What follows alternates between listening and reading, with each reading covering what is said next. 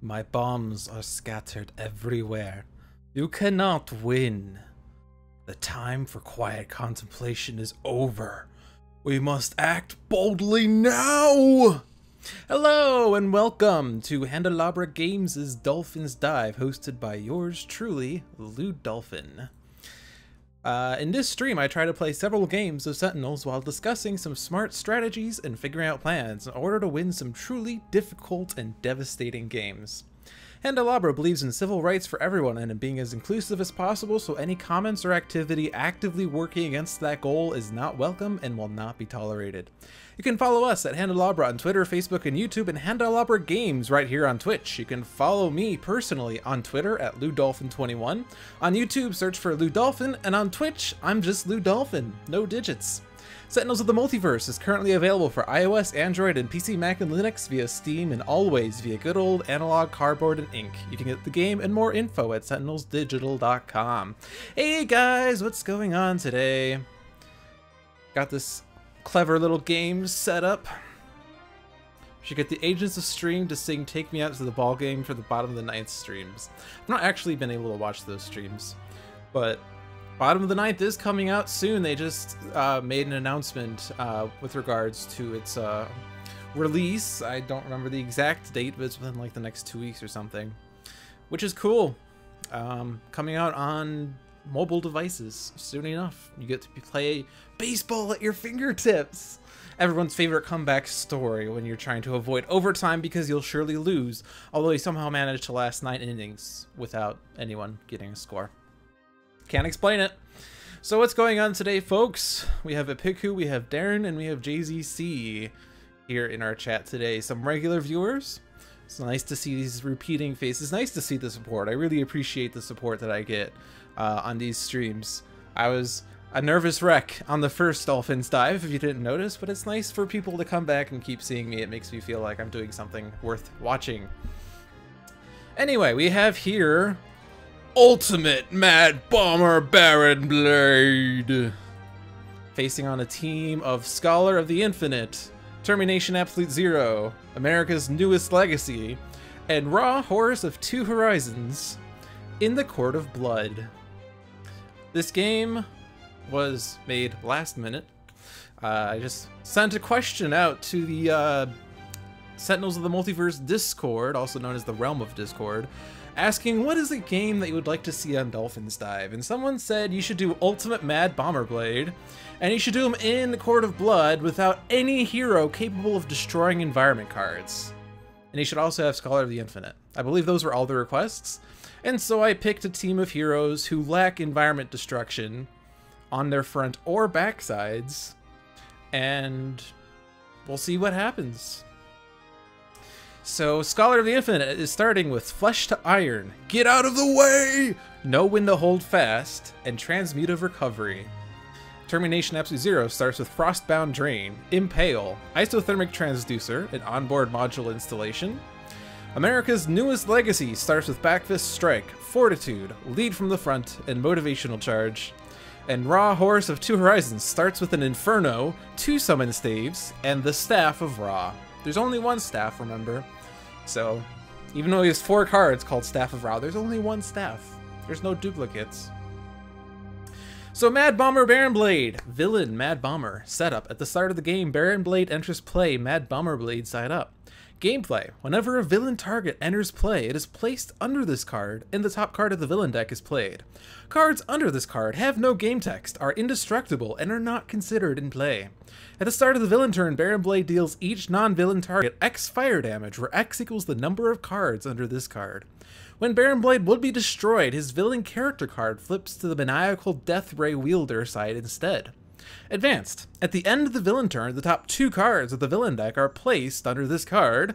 Challenge, Nanobot Power Armor. Reduce damage dealt to Baron Blade by 2.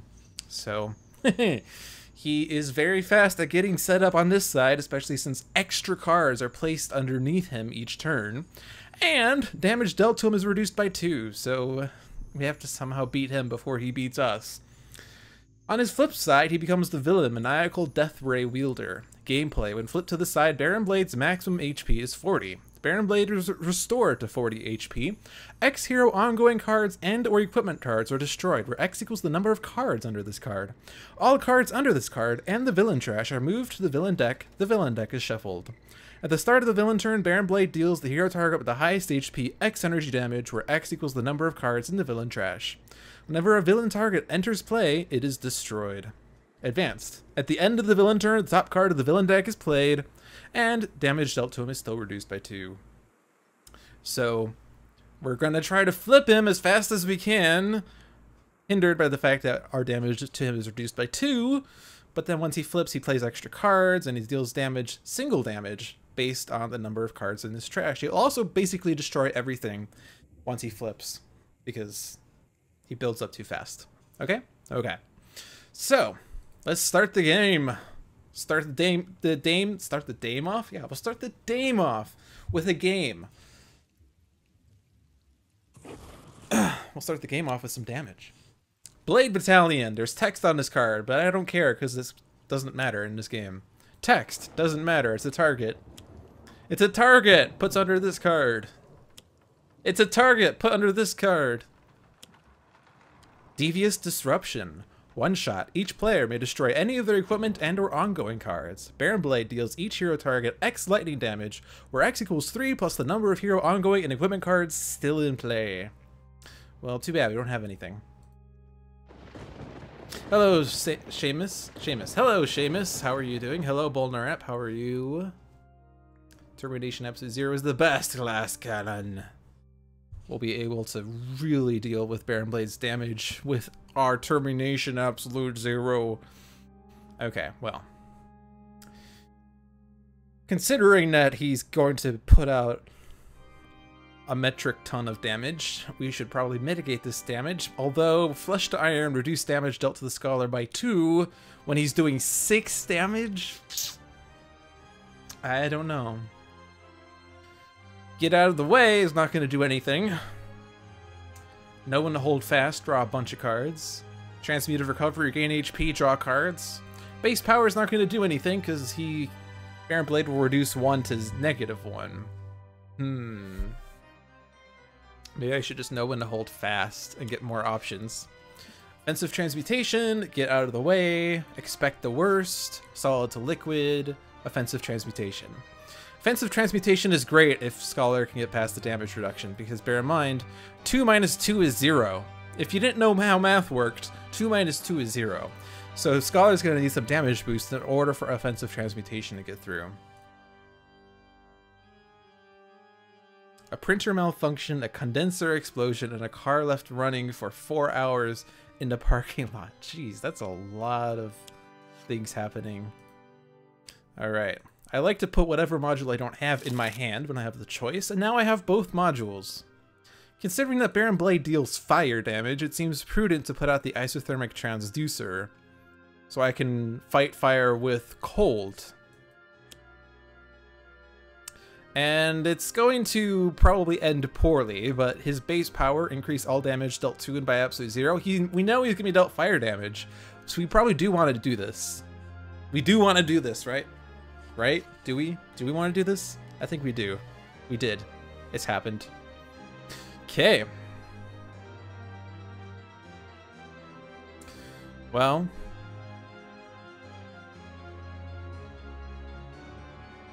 I'm thinking motivational charge for the group HP. I mean, I'm only doing 1 point of damage, but we all get hit points, which will keep us alive for 1 more round. And really, if we lose by 1 hit point on Baron Blade. All right, I'm gonna summon a staff that I didn't already have and get a Fire Blast. I'm gonna summon a staff that I didn't already have and get a Scorched Earth. Okay. Well, let's get that Staff of Ra out. Damage plus HP seems good, and let's search for cards. Drawn to the Flame, Flame Barrier, Solar Flare. I don't really get much utility out of Solar Flare. Scorched Earth could be useful. Flame Barrier seems like it'll be great. Drawn to the Flame could be great. He does have a lot of ongoing cards. This does damage to each non-hero target. I think I'm going to keep Inferno overdrawn to the flame, though. Get another summon staff. Blood Countess Bathory, Vampire. Increase radiant damage dealt to this card by 1. At the end of the environment turn, this card deals the hero target with the highest HP 2 melee damage and 2 infernal damage. So he's considered to have the highest. Scholar likes taking damage, right? And now here's the 6 damage across the board. But Absolute Zero's like, ha! Joke's on you! You just took 8 damage yourself, fool!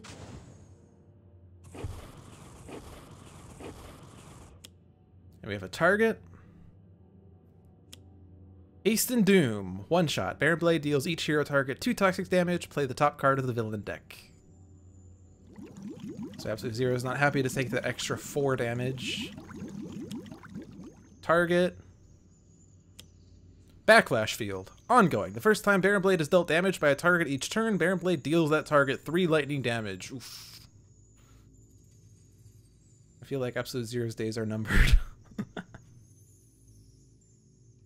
Alright, well now he's going to do 10 fire damage to each non-hero target, so that's a lot of damage.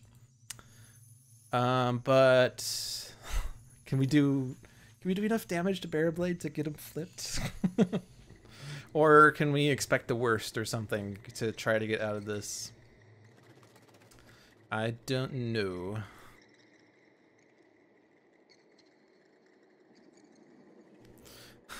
Hey, Jay-Z, I have a message for you. Your mother said that you left your lunch on the bathroom counter again, next to your hair straightener. It's kind of embarrassing. You keep doing that. Also, the principal wants to talk to you.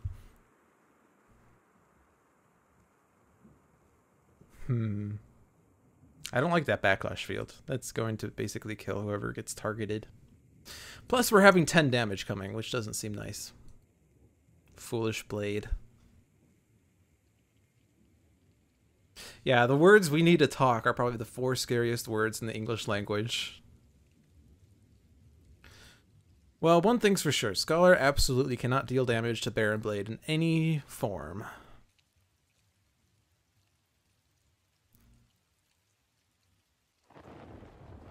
I would have 2 rounds of Baron Blade not doing damage, except that 2 is going to get reduced by 2 because of the challenge rule, so I can't stop him from dealing damage. Which is unfortunate. I think I'm going to Transmuted Recovery and get more options. Grace Under Fire, don't dismiss anything. This could hit the vampire, but nah. Gotta keep moving. Yeah, the 2 damage resistance is making this really tough.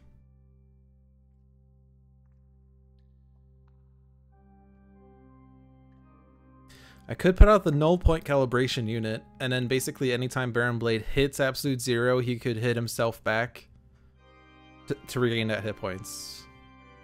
Except that's not going to really last too long. Baron Blade will hit Absolute Zero for 10, he'll heal for 10, and then Baron Blade will have like 5 more cards underneath him, so then he'll do 15 damage his next turn. Just a war of attrition, really. This does 2 cold damage. That's not enough. This does 1 and 1. This does 3 and 3, which is going to equate to 1 on Baron Blade, 3 damage towards Absolute Zero, and then 3 fire, which does nothing.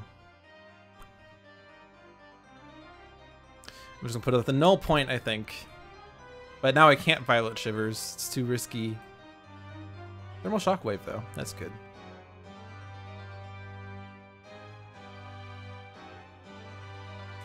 I think Fortitude. So I really don't know what to do. This 2 damage reduction is annoying.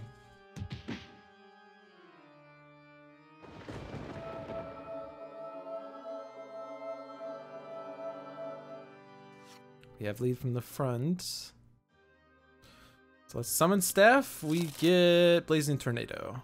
That's at least a damage dealer. Though honestly, I might just keep throwing the Staff of Ra at Baron Blade. If I put out the Flame Barrier, I'll do an extra point of damage to Baron Blade. Except if I throw the Staff of Ra, I don't get that. If I throw the Staff of Ra, I could keep playing it and get hit points, but... Nah, I'll Fire Blast. For 4. And then I'll throw my Staff. Alright, he's down to 14. Termi-Nation Absolute Zero with Shockwave is a thing of beauty. Infecting an Air. At the end of the environment turn, the vampire with the highest HP deals the non-vampire target with the lowest HP 2 melee damage. If a vampire is dealt damage this way... Wait, sorry, I was not even reading. If a vampire damages a character card this way, the target deals each non-vampire target 2 infernal damage and destroys this card. Unfortunately, that's bad for Absolute Zero. This is Absolute Zero's swan song.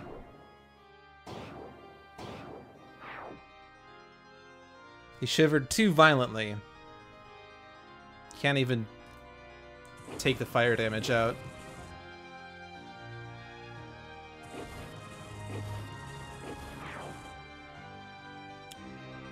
Flesh Repair Nanites. One shot. Baron Blade regains 10 HP. Good. Excellent.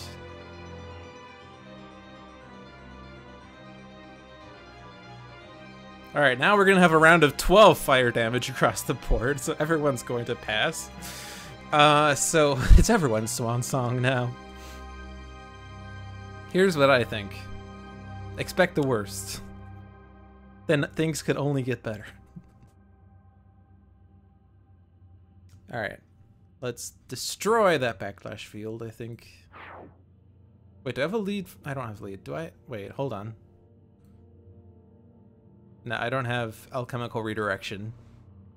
So I can't have the rest of the team be spared. Alright, well everyone's dying, so we're gonna just do our best. Except for Scholar. Scholar can live. Scholar's good at living. Surge of Strength. So since it's everyone's swan song, Staff of Ra. Alright, Baron Blade's back down to 18. He's only barely legal again. Infecting an Air. There are no vampires, so that will stay in play. And there goes everyone but Scholar. I could have saved Ra with lead from the front. Oh, true. Oh well. Too late. Slash and Burn! One shot. Baron Blade deals the hero target with the lowest HP 4 melee damage. Baron Blade deals the hero target with the highest HP 6 fire damage. All reduced to 0. Now we have 14 guards underneath you, Baron Blade. So let's see, these incaps. We have Power, Draw, Increased Damage. And Ra's are draw, destroy an ongoing card, move a card from the trash to the top of the villain deck. Interesting. I'm not sure there's really anything that would be nice. These are all one-shots and ongoings, and they were all pretty bad. You can't get me to play a card, can you? Nope. I could have Legacy increase Scholar's damage by 1, and then we can start using offensive transmutation, but it'll be too late by that point. I can Flesh to Iron. I can get 2 Flesh to Irons out. Increase damage dealt to Scholar by 4. So that 14 damage becomes 10 damage. This would reduce non-cold damage by 1, so it could turn it into 9 damage. Although that's going to mess with this, but...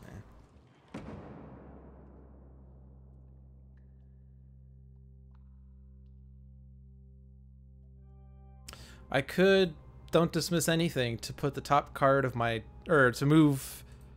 I could move Expect the Worst from my trash to the top of my deck, draw it.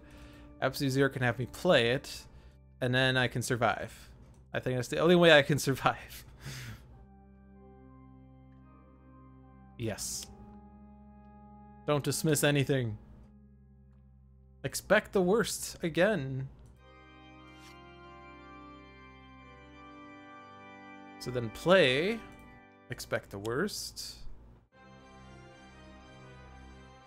And then increase damage dealt by hero character cards by 1. And I could put Devious Disruption on top, just so we know what's coming. Better than getting a Living Force Field out.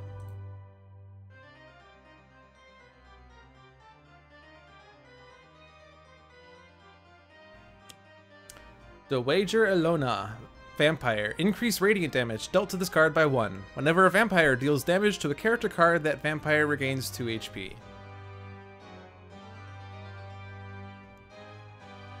And she goes away.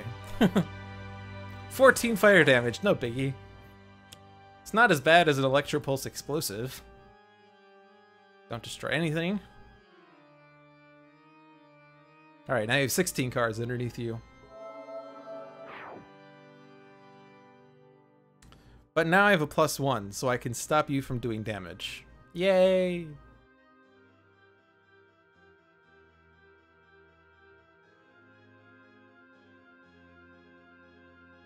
So it's going to be useful. Bearing in mind that whenever Baron Blade does flip, he's going to destroy everything that Scholar has ever owned. Going to destroy Scholar's house, destroy Scholar's car, destroy Scholar's life, destroy his job, his dreams, but not his Philosopher's Stone. That one's indestructible.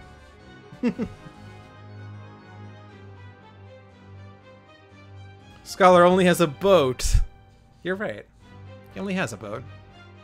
Joke's on you, Baron Blade. I only have a boat. What's all that, a boat?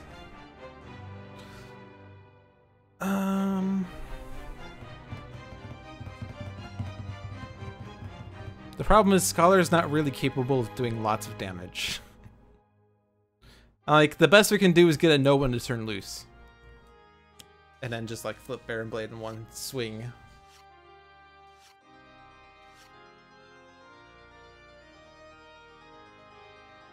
So let's play Offensive Transmutation. So Baron Blade can't deal damage. Increase damage. And then let's keep forcing Baron Blade to play cards that aren't going to do anything. Feast of Flesh. At the end of the environment turn, play the top card of the environment deck. Then, if there are at least 3 vampires in play, destroy this card. At the start of the environment turn, each vampire deals the hero target with the highest HP 2 melee damage. Unhallowed Halls. Non-vampire targets cannot regain HP. Targets cannot deal radiant damage. Increase all infernal damage by 1. Okay, well. So much for regaining HP. But hey, we can now do more infernal damage. For what it's worth.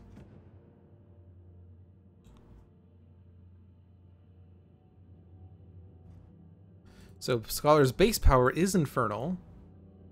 And Offensive Transmutation is also infernal, so both of those will be increased by 1. You just can't regain HP. So Proverbs and Axioms for HP recovery is not a good decision.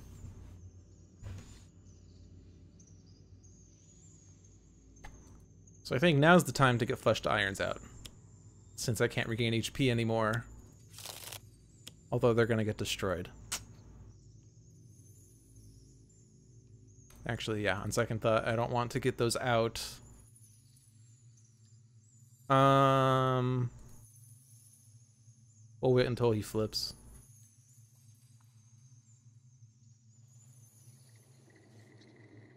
I'll just focus on getting more cards for Scholar, so we could maybe do a bunch of damage to Baron Blade at once. So 1 card in hand, or 2 cards in hand, 1 on the bottom of my deck. So Truth Seeker is a good one. Mortal Form to Energy is useless when he can't regain HP. And then play the Offensive Transmutation.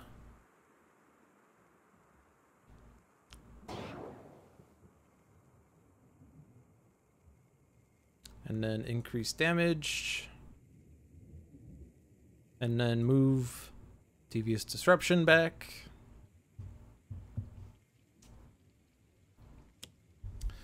Dredge Ficco, Vampire. Increase radiant damage dealt to this card by 1. Whenever a vampire other than this card would be destroyed, restore that vampire to full HP instead, and then destroy this card. Ouch.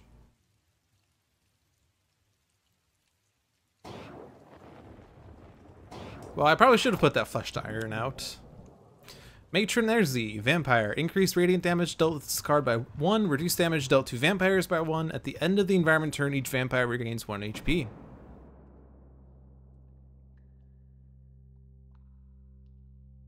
So something has to happen.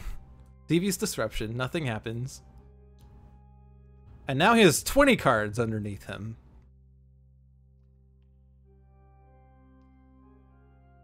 So. I'm at 3 HP, guys. What do I do? What do I do? What can I do?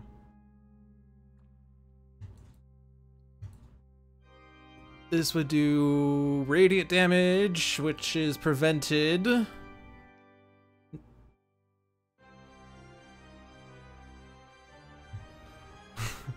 I've got this! Flesh to Iron. I can get 3 Flesh to Irons out, reduce damage dealt to Scholar by 6. So he'll take only 14 fire damage when Baron Blade deals damage.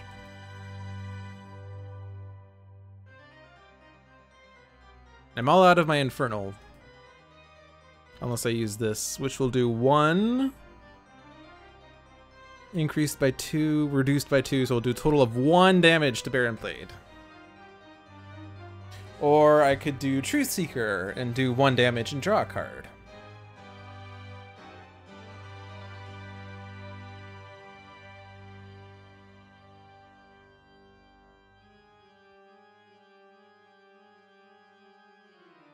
We had Scholar spam his innate with a bunch of Flesh to Irons out.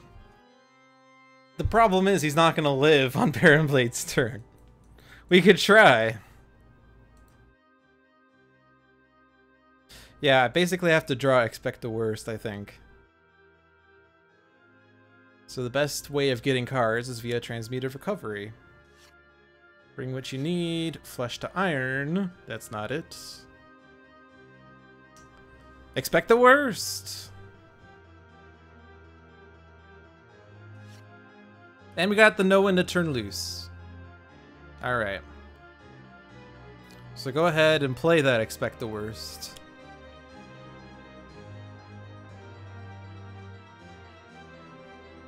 Increase your damage.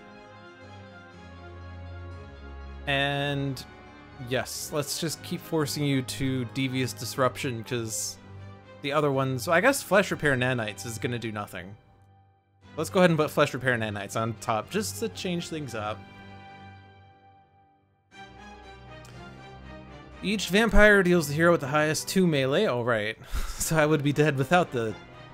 I wouldn't even be dead by Baron... Or I would be dead by Baron... Blah, blah, blah. I would be dead by Baron Blade's turn anyway.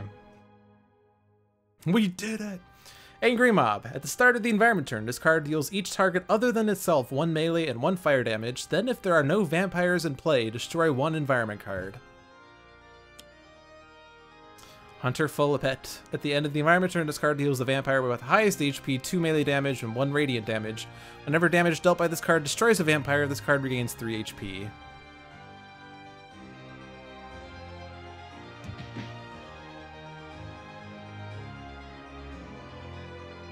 And there goes everything but Scholar. Although I probably should have ordered that to make sure that I would actually destroy all vampires, but yeah, it worked out. There was an order there that needed to be done. He moves the top 0 cards from his deck. Okay, now what? We live to fight another day, but what day is this? Know when to turn loose. I can play... Oh yeah, 15 cards, deal 1 target 15 lightning damage, reduced by 2 is 13. Alright, we can flip Baron Blade. Just need to know when to turn loose.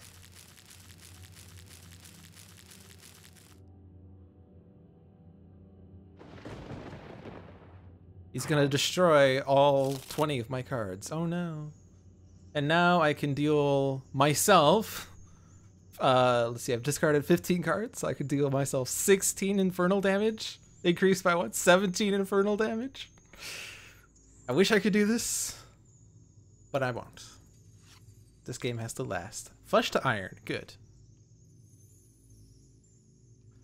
So if I play that, then I actually have to force Scholar to draw a card with Raw, which is fine because there's nothing in the trash anymore.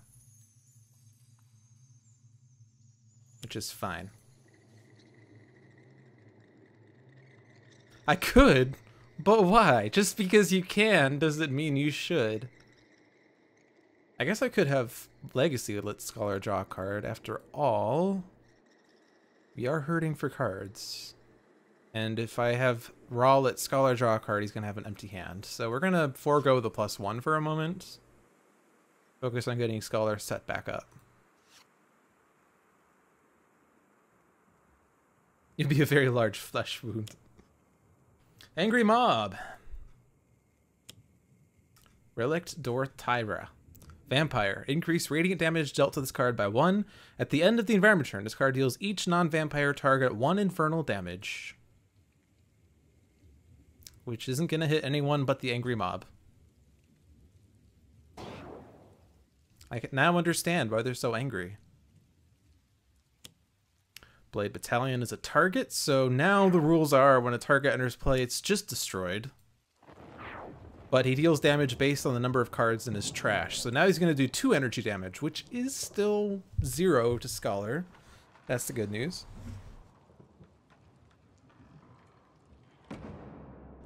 So he still can't regain HP.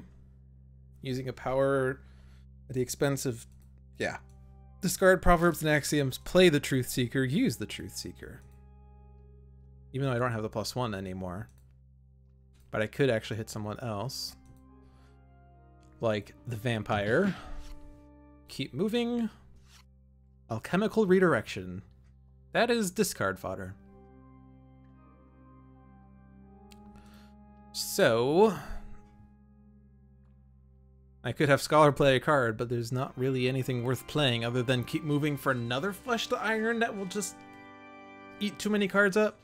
In fact, I don't even have any more Flesh to Irons. I can get a Mortal Form to Energy and a Solid to Liquid. Whoop-de-doo. Whoop-de-frickin-doo! No ongoings to destroy. Reduce all non-cold damage by 1. Is that something I want to do? No.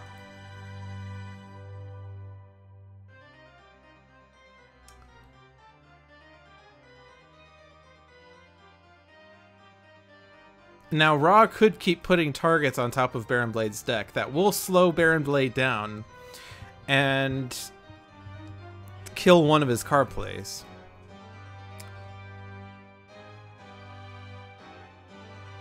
But I won't get the +1 to Scholar. But let's just keep getting Scholar cards so we can get more options. If we can get the Angry Mob to destroy Unhallowed Halls, then maybe we can get Scholar to regain hit points and make this a little nicer.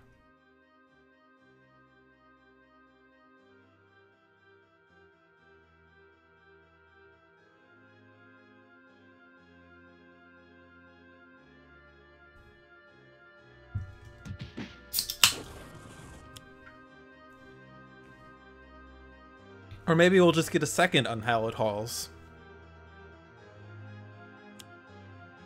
And another Feast of Flesh. Feast of Flesh. And actually this one is going to get past Scholar's damage reduction. But also got past Baron Blades. Dame Katarina, Vampire. Increase radiant damage dealt to this card by 1. At the end of the environment turn, this card deals the non-vampire target with the lowest HP 3 infernal damage. Alright. GG.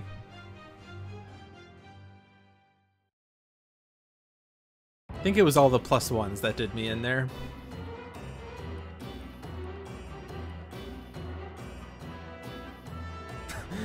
Press F to pay respects. I like that. Alright, you bested me this time, Baron Blade. But really, it was the Court of Blood that won. So did you really win, or did you just luck out? Yes, I am antagonizing the main villain. That's okay. It is now time for everyone's favorite time of day, and that day is... where is it? Viewer's Choice! Yay, you get to choose the game that I play. Maybe you'll choose a better game than I did. Although this is sort of a viewer's choice game, or not even a viewer's choice, it was a Discord choice game, but hey. So the rules of viewer's choice is as follows. You get to choose the game, you get to choose the villain, the difficulty, the heroes, the number of heroes, and the environment. In addition, you get to choose whether it's a solo or team villain match, and then you'll get to choose each individual villain and the number of villains, of course, which is matched by the number of heroes. I pose a question to chat, one at a time. When I type the question into chat, the first answer that gets 2 votes, up to my discretion, is what we go with. And as always, we're trying to make sure we have a fun time, so let's try not to be too devious and force an impossible game into my hands. Although technically no game of Sentinels is truly impossible. Alright, so, are we playing a solo or team match?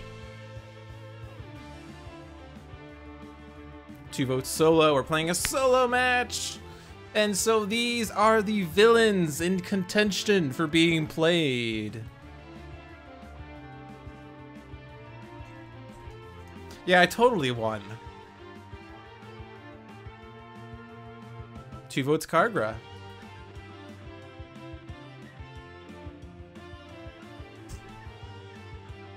How many heroes?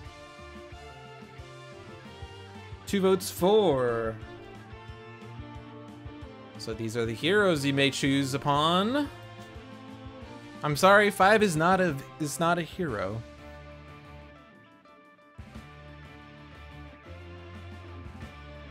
I have no idea. I didn't think I'd get this far. Let's see. Nova said Visionary, but then switched it to Setback after Darren, so the answer is Setback. So is it base or is it Dark Watch? 2 votes base. All right.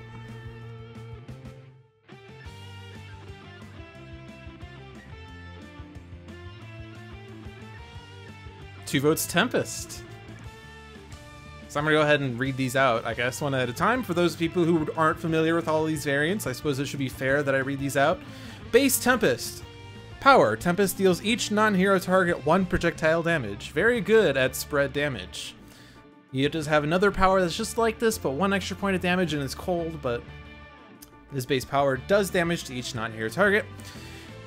Freedom 6 Tempest. Power. Destroy 1 of your cards. If you do, draw 3 cards. This power I don't really use too frequently, but it is good in a pinch if you have a terrible hand with cards that aren't worth their weight in gold.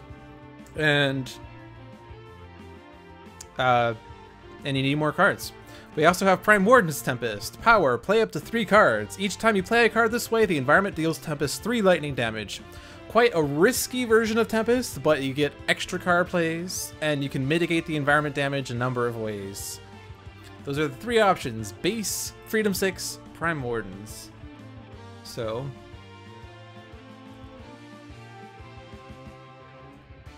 the question has been asked now. 2 votes Prime Wardens. All right.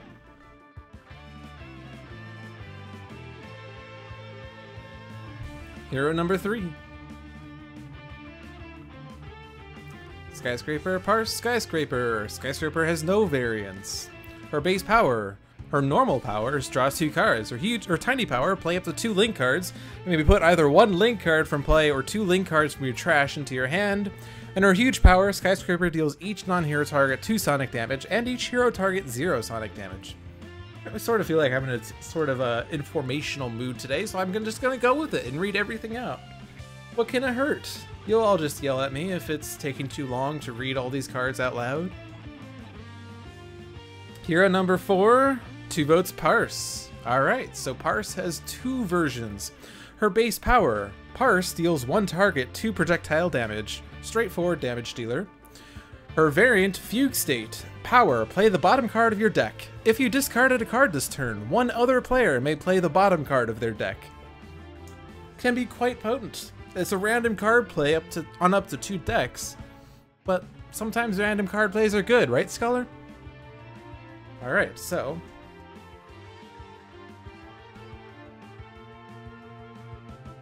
3 votes Fugue State. I think this is good. Reading the cards out loud gets people time to come up with their answer, and then they type enter as soon as I ask the question. This seems like a good plan. Plus, we don't get a bunch of people waiting for other votes to come in, and they go, oh yeah, I guess we could just use Setback. Sure.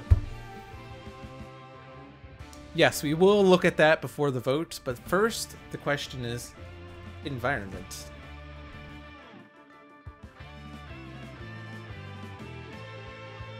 Hey, Dragon240. The Carnival.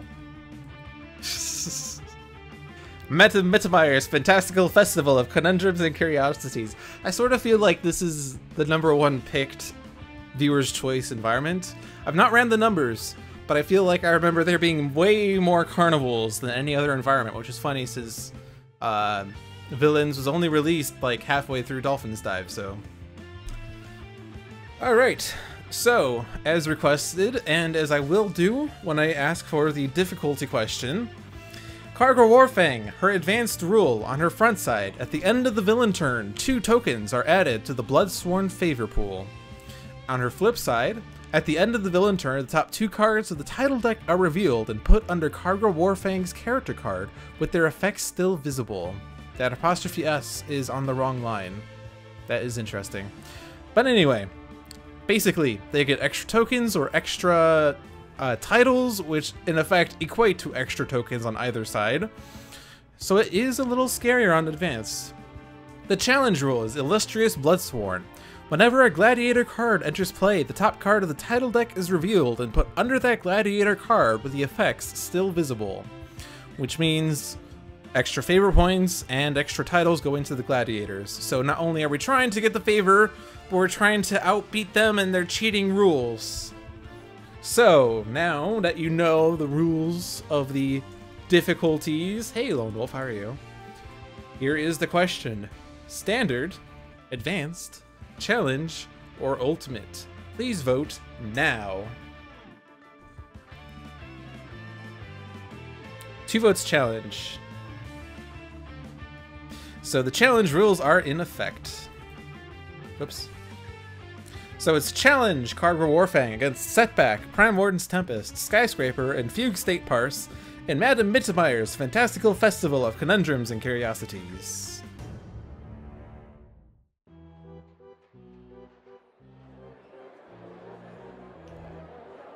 Come and fight for my pleasure. Are you worthy combatants? Find out for glory. Alrighty, team, we can do this. Wait. Where are my socks? Where are my socks? Did I forget my socks again?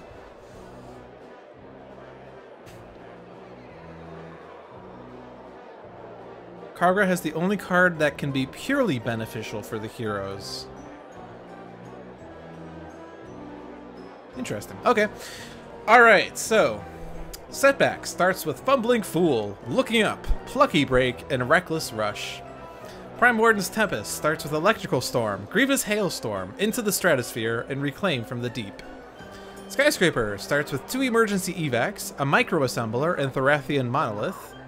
And Fugue State Parse starts with Data Mining, Recompile, Reveal the Flaws, and Updated Intel.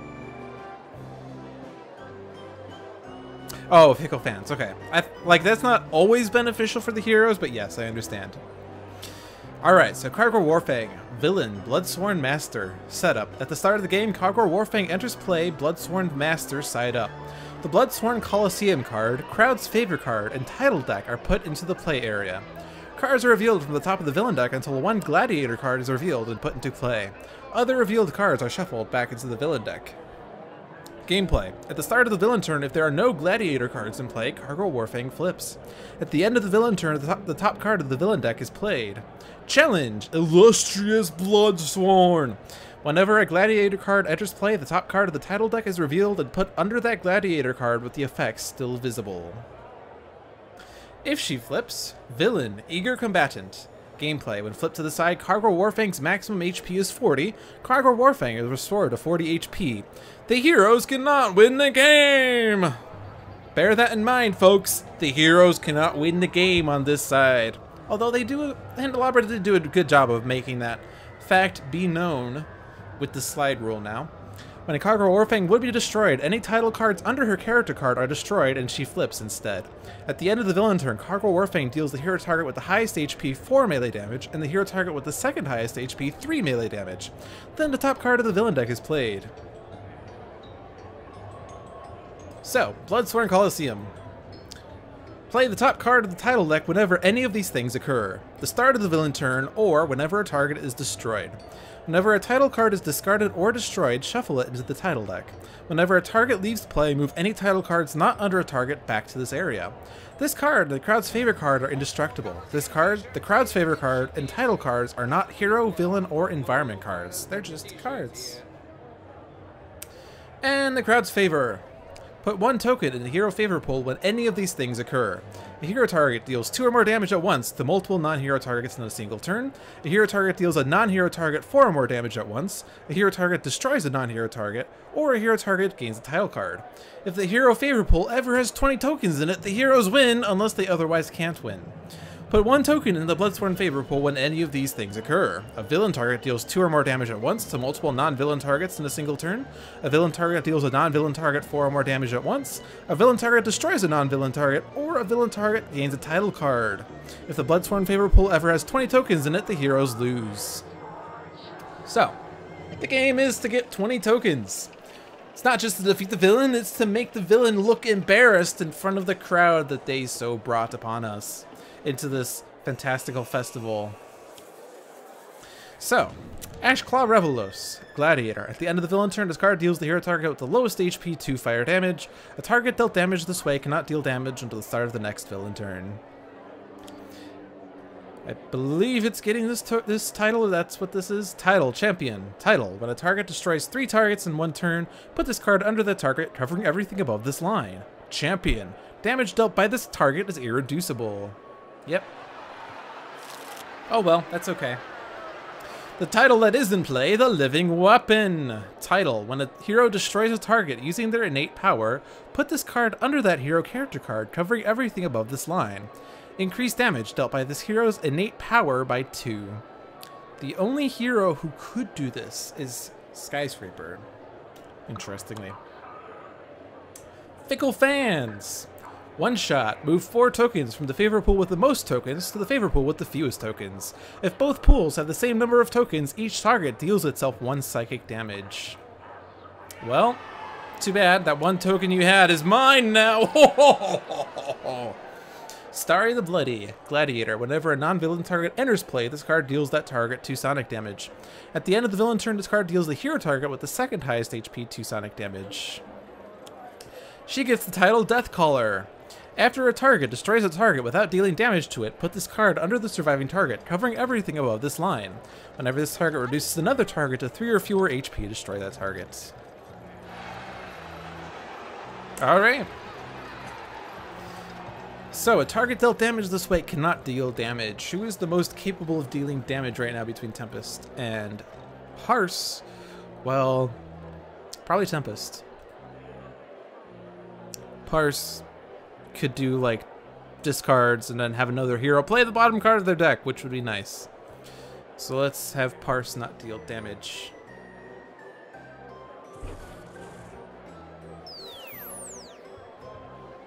Alrighty. Well, I'm a huge fan of looking up because it gets so many tokens into Setback's unlucky pool.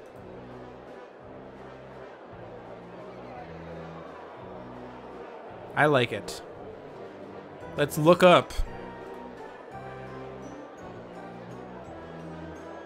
Are we done looking up yet? Let's get rid of the damage preventer. This one is gonna make the lowest HP lowester. Turn of events. Alright, so with Grievous Hailstorm, Tempest will certainly get a favor point for dealing damage to two or more damage at once to multiple non-hero targets. I have to look up at the start of every turn. Alright, Grievous Hailstorm. So I think I could Stratosphere a Gladiator, but I shall not. Otherworldly Resilience. Alright, now it's the start of Skyscraper's turn. I think it's too early to be a Thorathian Monolith. I could put the Micro Assembler on Tempest, and then his damage to the highest HP villain will be increased by 2. Well, once he gets his Genebound Shackles. Alright, so Linking Incursion, Rebounding Debilitator, and Neutralizing Resonator. Alright, now it's the start of Fugue State Parse's turn.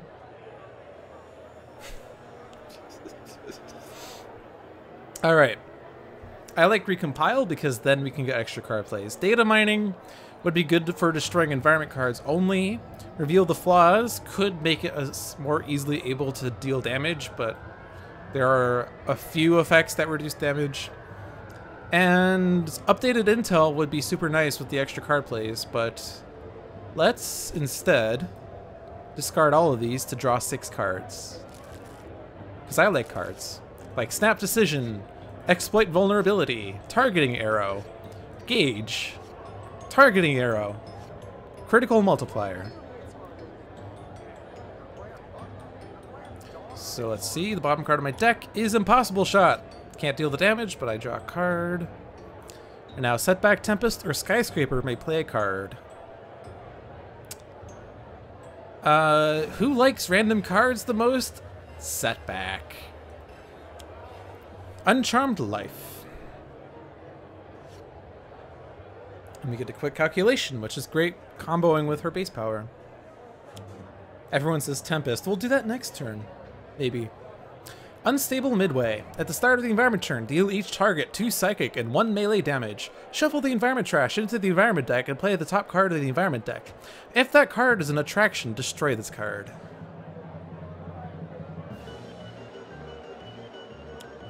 New title, The Indiscriminate. When a target deals damage to multiple hero targets and multiple villain targets in the same turn, put this card under that target, covering everything above this line. Increase damage dealt by this target by 1. Interesting. Get back in there! One shot. Shuffle the villain trash and reveal cards from the top until 2 gladiator cards are revealed. Put them into play, put the other revealed cards back into the villain trash. Then if Kaargra Warfang is not a target, flip her character card. So she's flipping. She's flipping! Fortunately, she is not a target, so she's a target. She's not a gladiator, so she does not get a free title. Remove 2 tokens. If I do, Skyscraper doesn't take this 5. Setback would take 4. But that would not stop the favor points.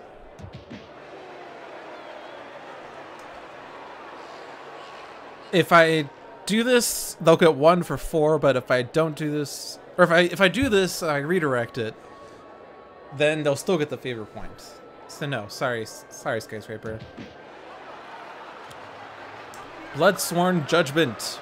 1 shot. Each player destroys 1 of their ongoing or equipment cards. Flip the top card of the title deck and put it under the villain target with the highest HP, with the title effect still visible. If there are no villain targets in play, discard it. Unfortunately, Kaargra Warfang is getting this. I don't need my Uncharmed Life. I like looking up better. Looking up is fun. Chaos Lord.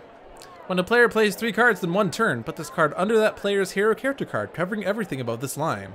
The first time this target is dealt damage each turn, play the bottom card of their deck. Kaargra, why? Why, Kaargra?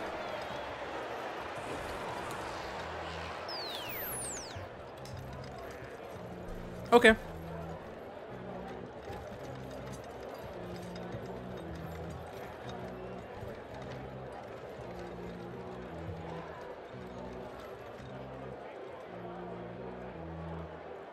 Unfortunately, we don't have a means of getting rid of that title.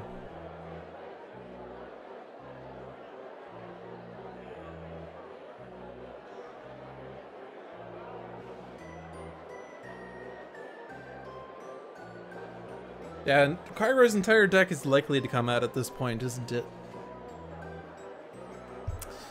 Well...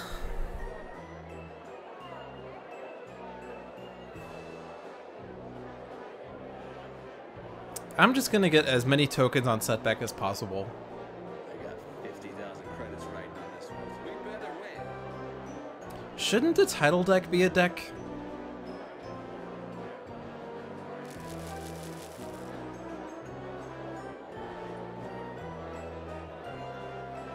This is a deck.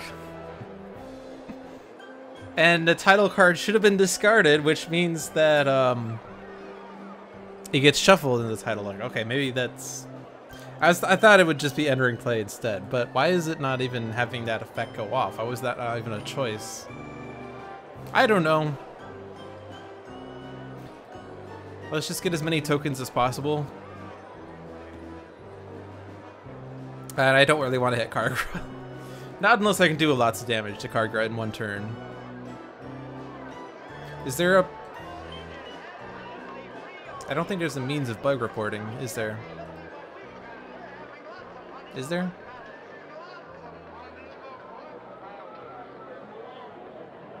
This is not the beta, so I can't just hit bug report. Clip the stream later. We'll recreate the game into beta and then submit a beta form. Or we could... Sanvar and I know what to do. We have means. Yeah, I don't really want to hit Kaargra right now. I'm just gonna try to get Setback to deal 40 damage to Kaargra in one turn. There's a certain card in Setback's deck that could do that.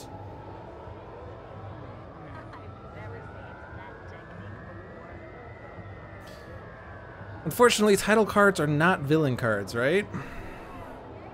Yeah, they are not. So I can't into the Stratosphere or the Indiscriminate. Chaos Lord. Into the Stratosphere would hit Kaargra. Electrical Storm would eventually hit Kaargra. I'll just put out an Otherworldly Resilience. I could reclaim my Grievous Hailstorm, I guess. It would only take me 2 damage to get it, and then I could play it. Let's do this. Reclaim. So let's see. Let's get that Fumbling Fool back. Let's get Grievous Hailstorm back. The Rathian Monolith might not be a bad thing. Although we already have one in hand, don't we? Interestingly, she did not play any new gladiators. Do I need to Flash Flood the Unstable Midway? Yeah. I'm not really too worried about it, honestly. I mean, it will hit Kaargra and she will play a card, but whatever that card is will be dealt damage. I'm not too worried. Let's get that Micro Assembler.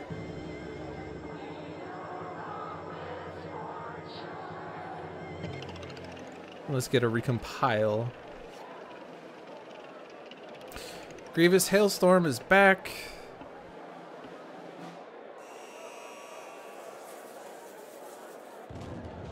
I'll put that Electro Storm out.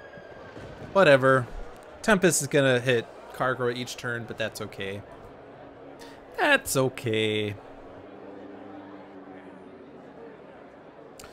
Alright, we only have one link. I can easily destroy the environment with the emergency evac, by the way. But I only have one link. I don't want to get huge just yet. I want to keep drawing more cards. Let's put this on Kaargra.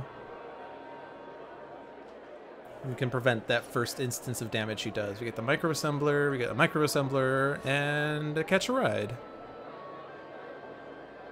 Okay. Get that Snap Decision out. This combos well with Parse's power. Buffer Overflow. Interesting. So we can sort of control Kaargra's deck a bit now. Let's hit Kaargra last.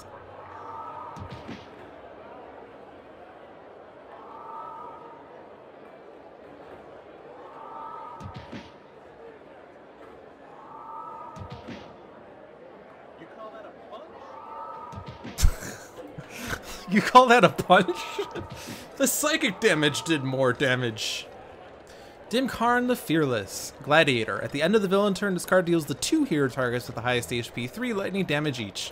Whenever this card is dealt damage, this card becomes immune to damage for the rest of the current turn. Now we can keep it. It gets Stonejaw. Reduce damage dealt to this target by 1.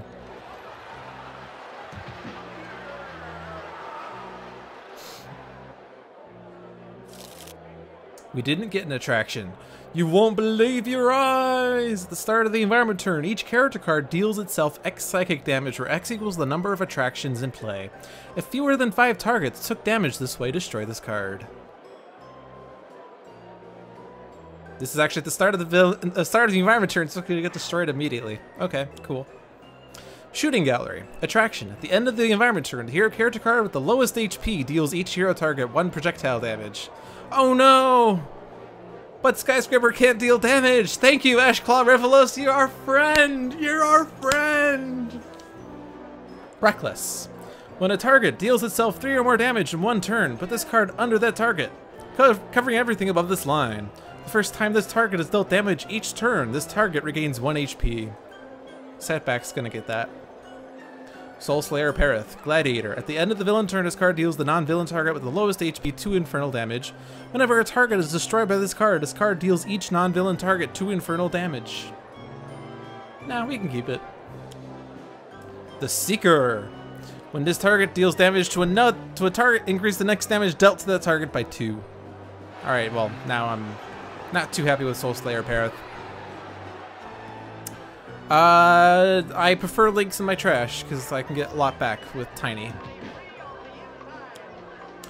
Tyragon Rex. Gladiator. At the end of the villain turn, this card deals the 2 hero targets with highest HP 1 fire damage, 1 cold damage, and 1 toxic damage each.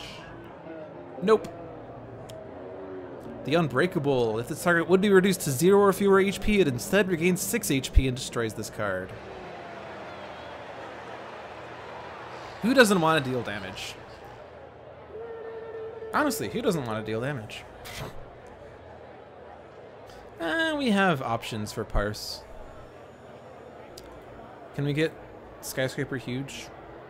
Maybe. Yeah. So let's stop Parse from dealing damage.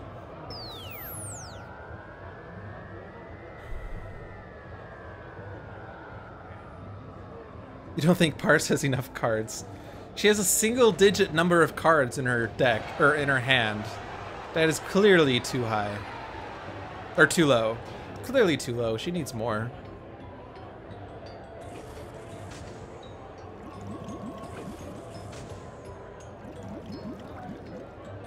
Now Setback deals himself 3 psychic damage and gets Reckless for free! We're so good at this game that things happen automatically. Wait a minute. That was a nicely timed wait a minute. Wait a minute. We're so good at this game. Wait a minute. Alright.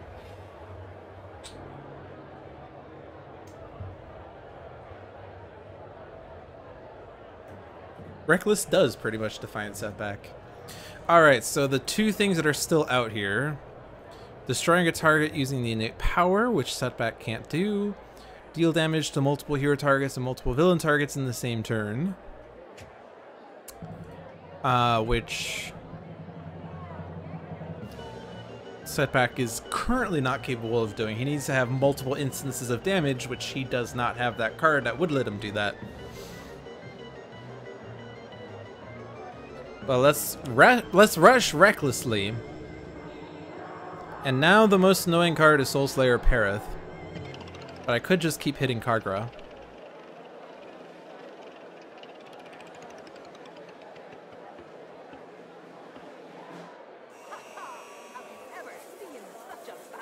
How many cards are left? We could have a Fickle Fans.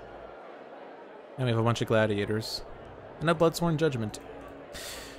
Let's hit Kaargra. Provocator Tarnus, Gladiator. The first time a villain target other than this card would be dealt damage each turn, redirect that damage to this card. At the end of the villain turn, this card deals the hero target with the highest HP 2 melee damage. Not going to discard him. That's okay. The first time this target is dealt damage each turn, this target deals each target 1 psychic damage. Okay. That's an excellent one for Tarnus. And it's going to redirect to Tarnus. But I get a favor point. Kaargra was already dealt damage this turn. So the first time Tarnus is dealt damage each turn, which will happen whenever a gladiator is targeted, he will deal damage to each gladiator, which will play the top card of Kaargra's deck. Oh yeah, he did get the other title. Hey, I should probably pay attention. You're right, he got that one. So let's order this better then. So the favor point, I should pay attention. This is one of my weak things about Kaargra, is that with all the titles, I keep forgetting that I have to pay attention to these things. So hit all the hero targets first.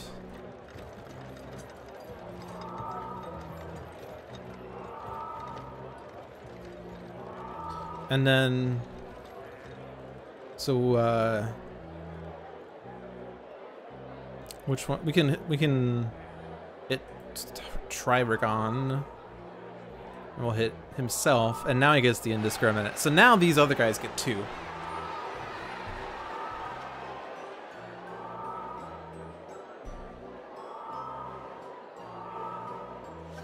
So now every time he's dealt damage, he deals 2 damage to everyone, which is free favor points. That's unfortunate. Let's use this one up. And then this happens. Bloodsworn Judgment? No. Let's discard that. Get back in there! Which is doing nothing, because there are no gladiators in the trash. Oh, we discarded Impassable Andolin. Okay. Gladiator. Reduce damage dealt to this card by 1. At the end of the villain turn, this card deals the hero character card with the most cards in play 2 melee damage. And the title deck is now empty. Which means that now the challenge rule is not happening.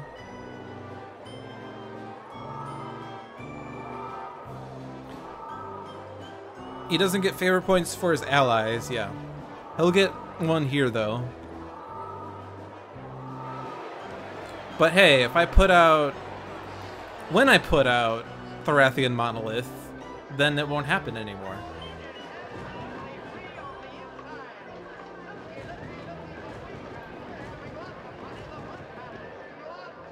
And actually, if I Stratosphere Tarnus, whenever a target leaves play, move any title cards not under a target back to this area. I could remove Tarnus via into the Stratosphere, and then we won't have Mindbreaker, and we won't have the Indiscriminate. And they'll be back into play.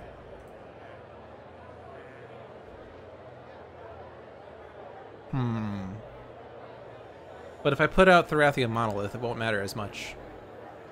So let's put out Grievous Hailstorm. Since everything's... We're going to be able to destroy things! Yay! Alright, so there's titles that we can potentially get.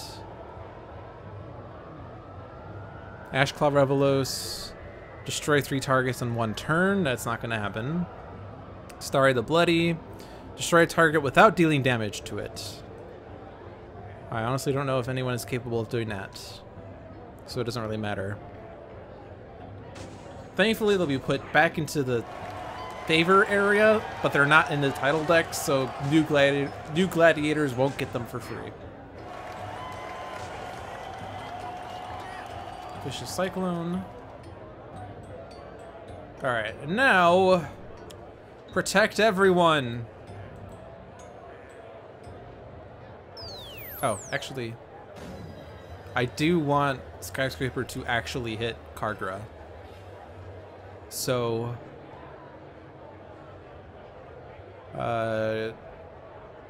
Trigon Rex isn't going to do anything.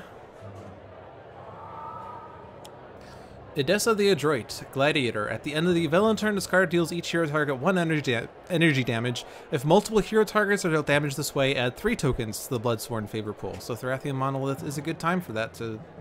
Or it's good with Thorathian Monolith, rather.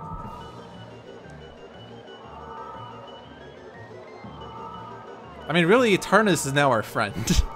With the Thorathian Monolith. He's gonna help us wipe out the villain board.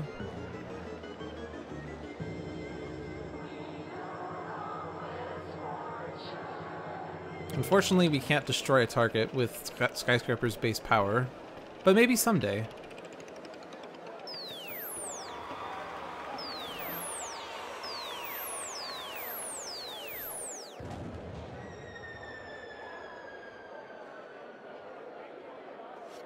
Undetectable relinking. Snap decision. Discard a card to play a card.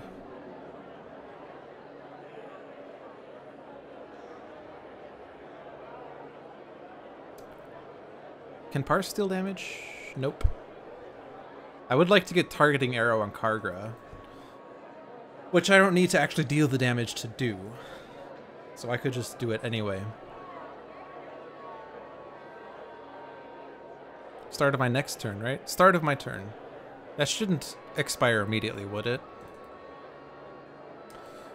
Let's discard Gauge. And let's target Kaargra. Okay, good. Now let's syntactic analysis on Tempest. Chain Lightning and Localized Hurricane. Well, Localized Hurricane is safe to play with the thing. Yeah, let's do this.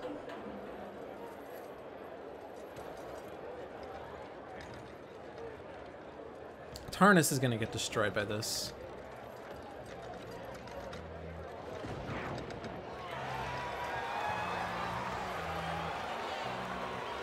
So now what? We have destroy 3 targets, destroy it with innate power, destroy a target without dealing damage, deal damage to multiple hero and villain targets, dealt damage by 4 different sources, and that's it.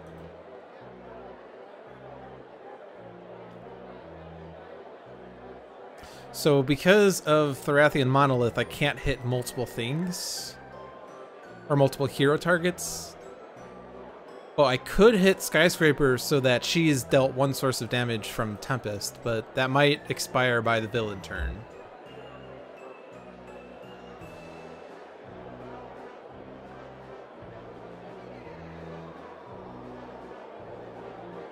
Really, I should just hit Kaargra.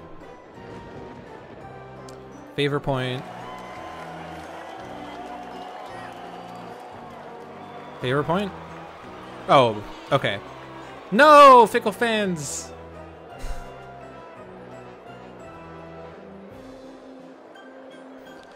Really, I should have thought about that a bit more. I'm cheating, but trust me. Trust me. No, that wasn't the card. This is what happens on tabletop, right? You say, oh, that's not what I wanted to do. This, and then this, and then that, and then this. So here's where I would think, okay, we have 2 cards left, and one of them is Fickle Fans, so it's likely that she's gonna play Fickle Fans. But we are gonna win 2 favor points. But let's play this card first. Oh, look, it's Fickle Fans. We get extra favor points. Yes, I know it's cheating. I know it's cheating. If you have issues with the cheating that I just did on stream, please file a complaint with Handelabra headquarters, and we'll be sure to engage with it at our earliest opportunity.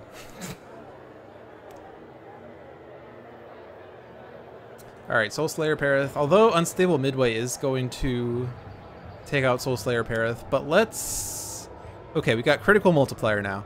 But let's see Tempest play a card. Electrical Storm was already in play. Okay. Reported.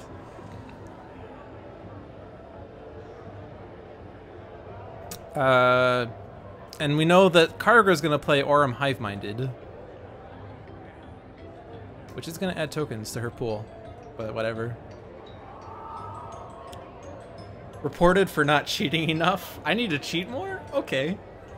Let's cheat more then.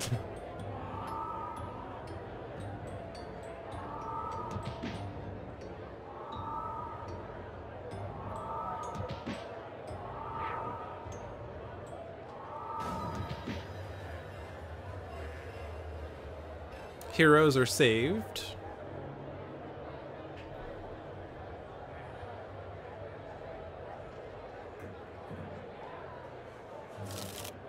That's not an attraction. Kaargra hits herself. Fewer than 5 targets will deal damage this way. All-Seeing Alzrabar. Attraction. At the end of each turn, one player may discard 1 card. If they do, they may reveal the top card of a deck. If the revealed card is a one-shot, put it into play now. Otherwise, put it back on top of that deck.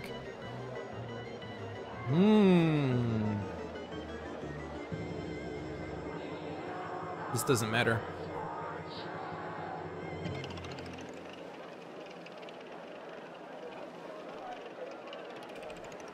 So Parse wants to discard cards.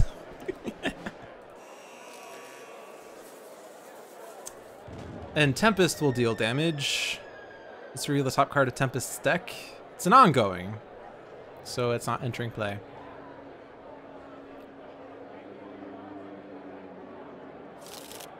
Bloodsworn Judgment. Looking Up is gone. I don't need that localized hurricane. Wrathian Monolith is gone. Sad day. I want to keep my snap decision.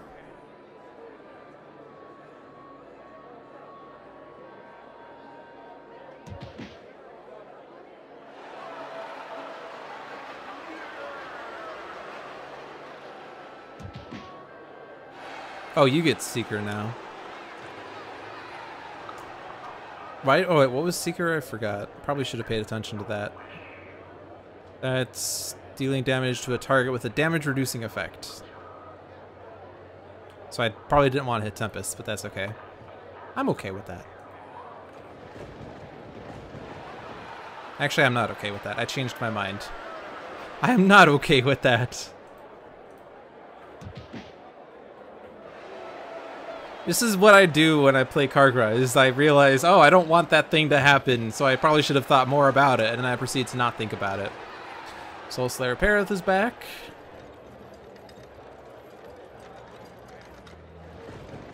And again, I should have paid attention. Alright. Someone is going to hit Tempest, which is what just happened, so I should have remembered that. Someone's going to hit Tempest. But I don't want Kaargra to get it, because Kaargra... Yeah.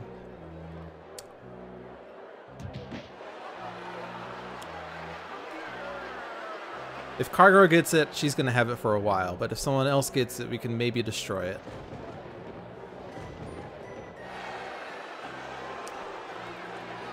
Definitely Tempest.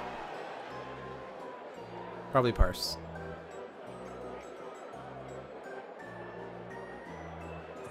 Yeah, there are too many things to keep track of, which makes Kaargra on tabletop really difficult to deal with. They're gonna get 3 tokens.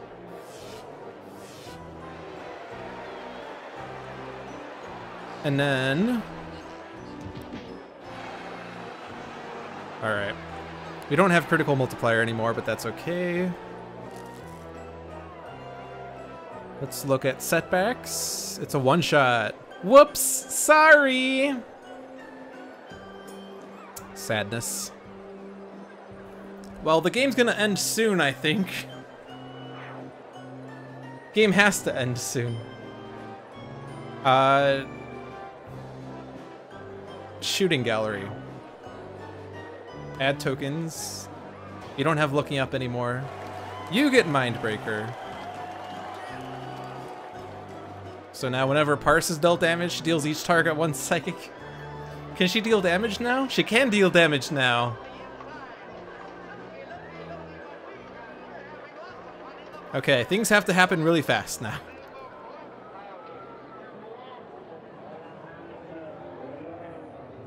Alright. We're gonna have everyone else use a power.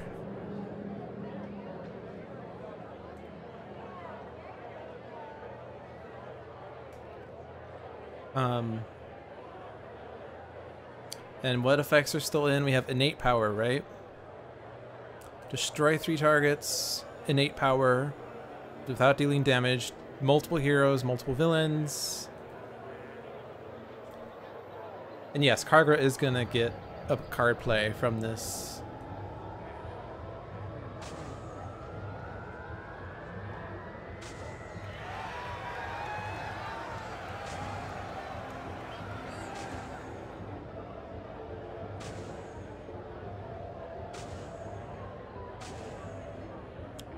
Starry the Bloody.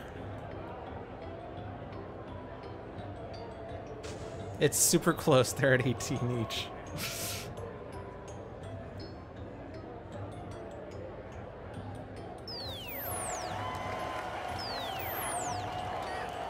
Got Living Weapon! Actually, I should have ordered that better. Heroes cannot win the game while Kaargra Warfang is flipped. No! Whatever. We're gonna be able to destroy Kaargra, trust me. It's gonna happen.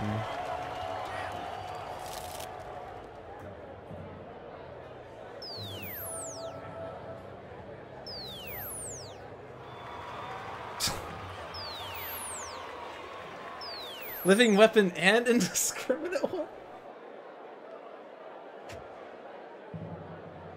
Oh, jeez.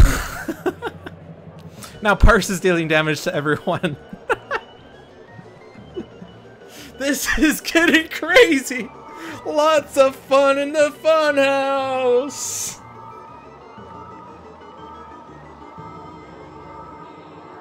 Okay, you know what? I am going to rewind this because I do want Skyscrapers +2 to hit Kaargra. That might be important considering all of these crazy effects. So same order as before.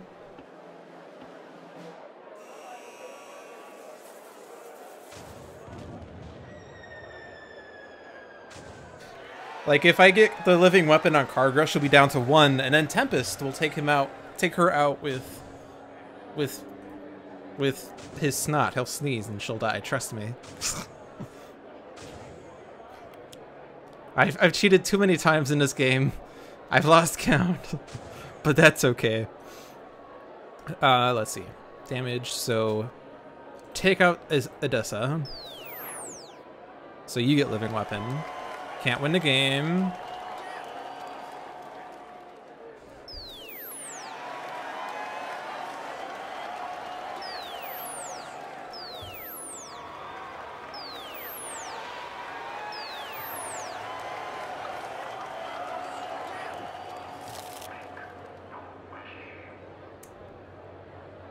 And then, what was the other one? Deal damage to multiple heroes and multiple villains. Oh, so I can get this on Parse. Hit Parse first. Then Parse hits someone. And someone else. And then hits a villain target. And another villain target. And then gets the indiscriminate.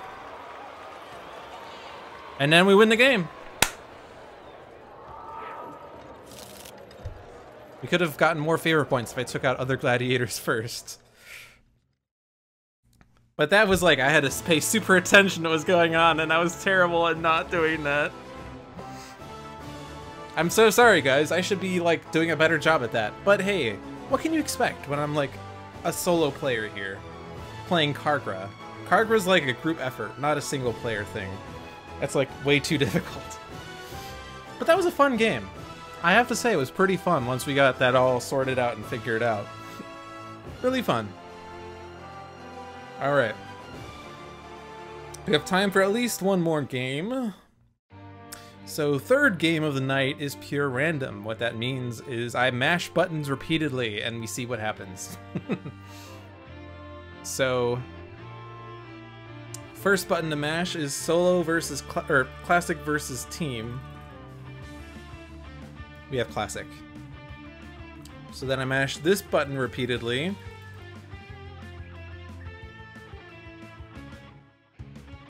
Wager Master against Prime Wardens Haka, Fanatic, Skyscraper, Freedom 6 Unity, and the Sentinels, who are going to get the individual treatment for variance. That's not the one. Because we could do this individually. So not looking, not looking, not looking. We have Adamant Medico. Not looking, not looking, not looking. We have Adamant Mainstay. Not looking, not looking, not looking, not looking. We have Adamant Idealist. Wow, I guess we are forced to be adamant tonight. Today? Nope. Base Wraith. So, Adamant, Adamant, Adamant, not Adamant. And, difficulty's another one. Mash this button repeatedly until something happens, like you decide to stop mashing buttons. Standard. Okay. So Wager Master against Prime Wardens Haka, Fanatic, Skyscraper, Unity, and 3/4 the Adamant Sentinels and 1/4 Southwest Sentinels in Time Cataclysm. Adamant, Adamant, Adamant, Adamant.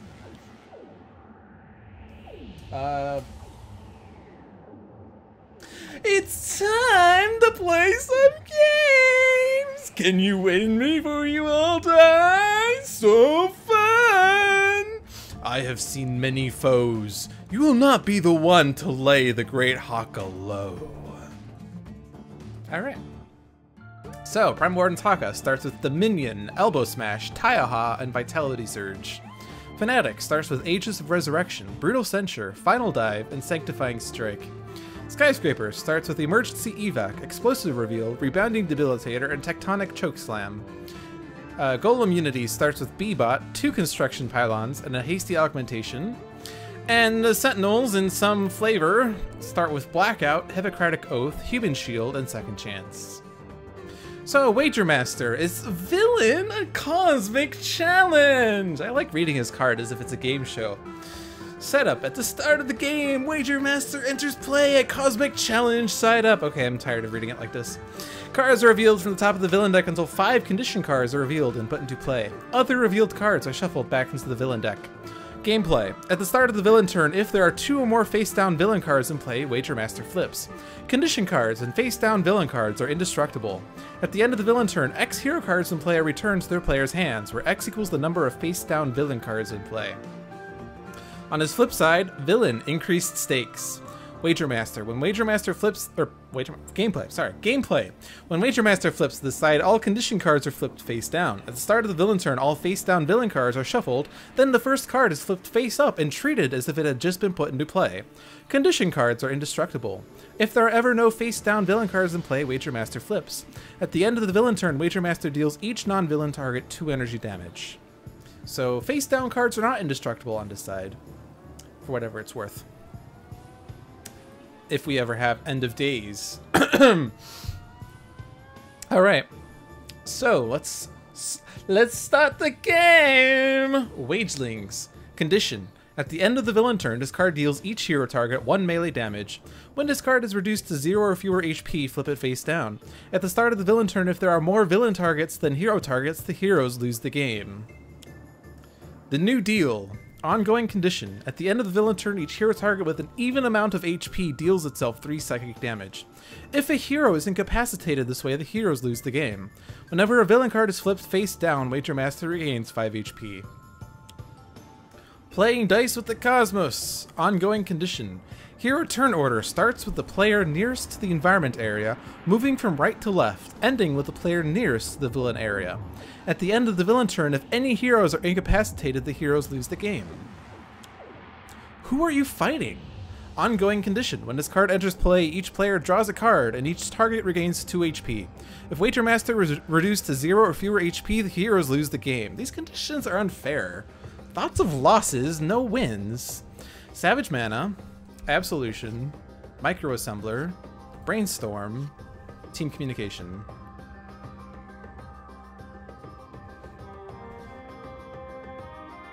So now if we take out Wager Master, we lose the game, because who are you fighting?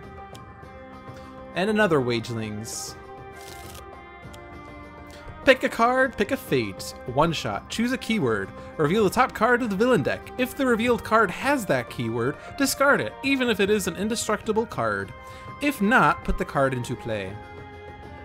So we have choice between condition, one shot, and ongoing. We can at least look at the deck and count. Ongoing, there's 3, 4, 5. Oh, these are counted. 1, 2, 3, 4, 5, 6, 7. Nope, that's 6 ongoings. Condition, we have 1, 2, 3, 4, 5 conditions. One shot, we have 3, 4, 5, 6, 7, 8. One shot is most likely to be revealed. Hope you come across Fling in the Darkness, yeah. That would be a nice one. Let's do one shot. Impossible Quandary. So Impossible Quandary was a one shot, which is good because there would be too many damages. Too many damages.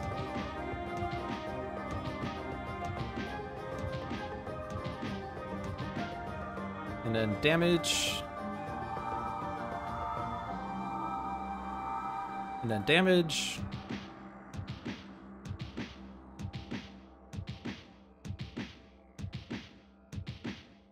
All right.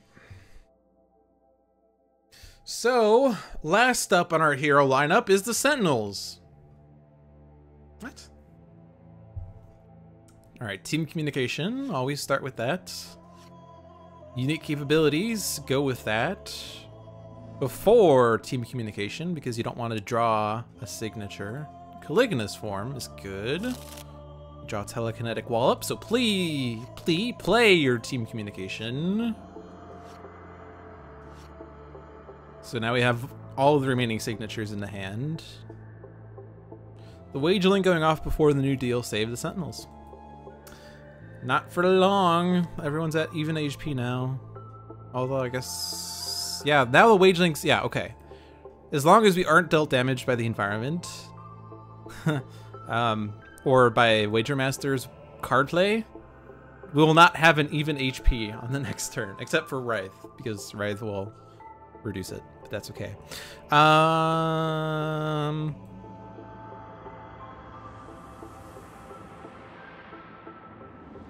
You have no more card draws.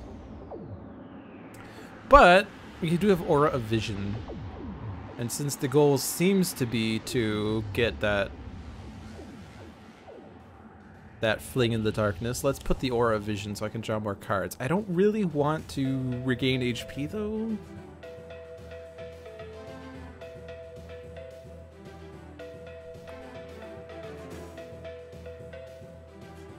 But I can reduce Wageling's damage by 1. Get Horrifying Dichotomy. Now our penultimate hero has her turn.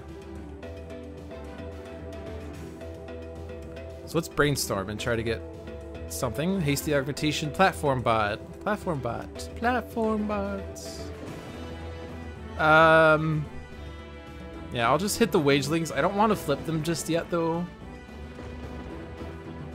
You want to control when you flip Wager Master. Even though we currently have a loss condition, I want to flip Wager Master when I'm about to destroy him, because if I flip Who Are You Fighting, then I can beat him. But if this gets flipped back face up, then I can't really do anything. Do I want that Platform Bot?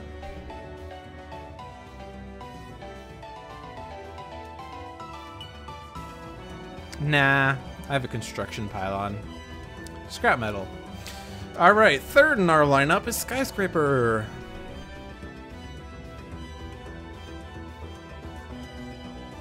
The ongoings are indestructible because they're conditions. Explosive Reveal won't do anything. Micro Assembler could be good. Put that on Unity and then she could get like whatever she wants without having to Do things. Alright, draw cards. Hope I picked the right wageling. Yeah, I did. I did, don't worry. We're good.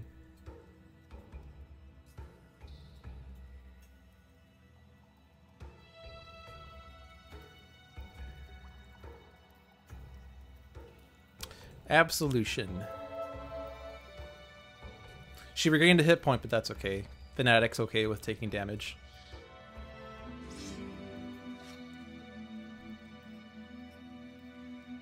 Alright, now we're going to start our hero round off with Haka. I feel like there was a lot of time between Wager Master's turn and the first hero turn. It seems like... Did time just fly by or something? Are we playing dice with the cosmos or something? Savage Man is not going to be useful, because conditions, or the only targets are the wagelings. Time Cataclysm does have targets though, but we'll worry about that later. I think I'm going to Taiaha. Consistent damage dealing seems wise.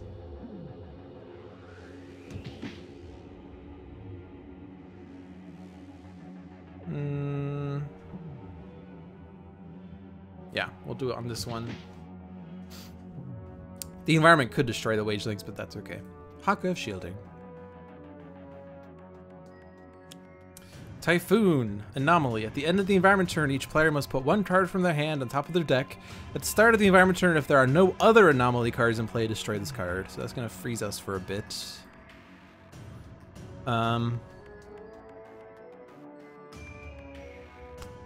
Savage Mana. These are basically cards I don't intend on playing, because I don't think there's any top of deck effects that we really care about. So Final Dive I don't need.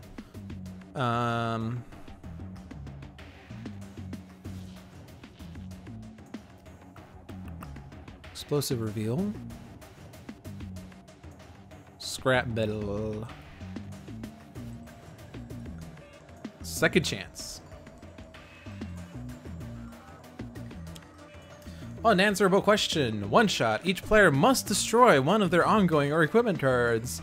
If fewer than 5 cards were destroyed this way, put this card face down in the villain play area. So all those nice cards you have, they're gone. Except they have a choice here.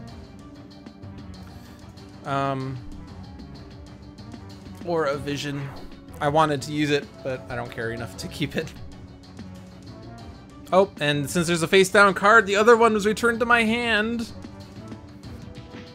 Why, Wager Master, why?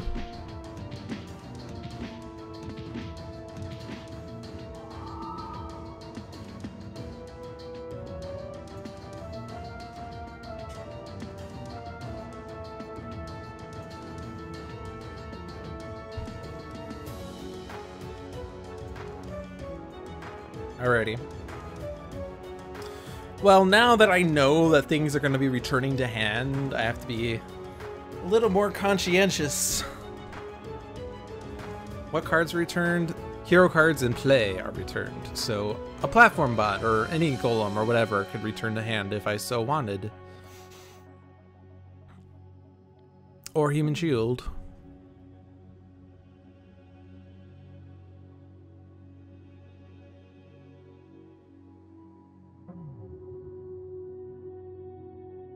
Let's put their steel chains out. For no reason. Deal damage to this wageling because now, yeah, we're all odds, so I don't want it to put us even. I can get platform and B-bot out.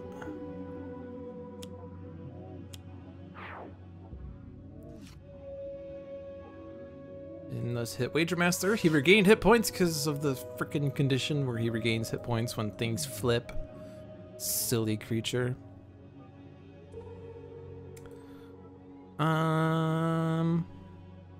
There's no damage boosts anywhere. I don't want to do indiscriminate damage. You can put the Rebounding Debilitator in play. Sure, why not? Explosive Reveal, Linking Incursion. Linky Incursion.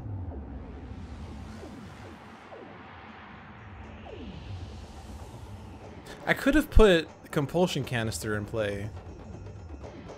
And then I could have that return to hand. That might be a bit better, actually. What I should have done was put Caligula's form out, because then Wraith could redirect it. But I didn't think of that. But I could put this on Mainstay. He has a +1, right?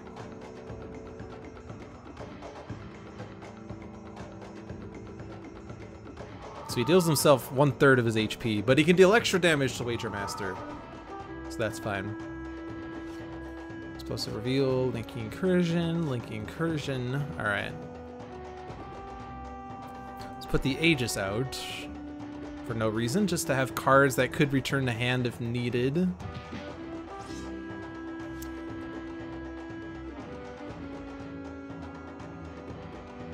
Dominion will let Haka draw a card.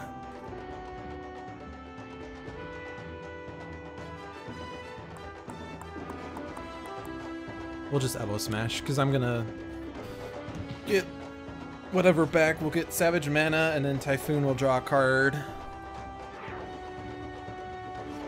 Dominion! Giant Mutated Specimen. Anomaly Cockroach. At the end of the environment turn, this card deals the 4 targets with the highest HP 1 toxic damage each. So that's gonna get in the way of our even oddness.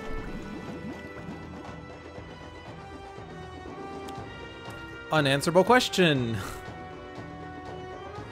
Wow. Alright, he has 2. He's flipping.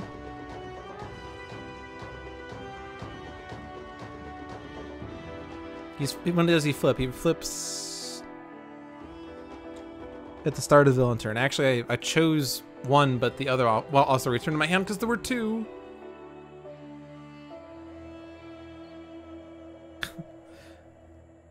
Anomaly. Hell, I live in Florida. We have those.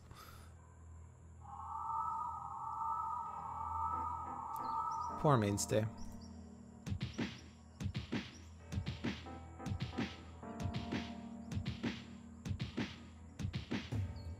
Alright, now I want Fanatic to draw End of Days so we could destroy a bunch of face-down cards when he flips. But I don't think I have a means of doing that easily.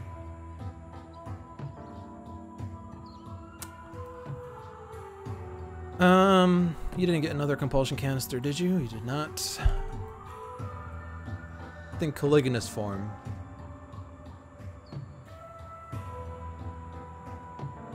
On his flip side, he deals 2 energy damage, so I do want to reduce his damage by 1.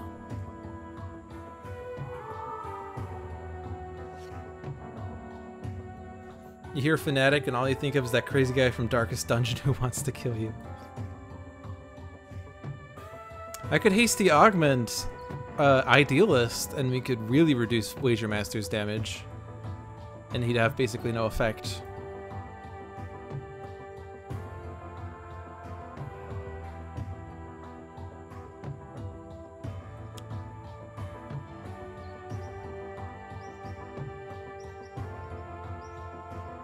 Florida is an anomaly.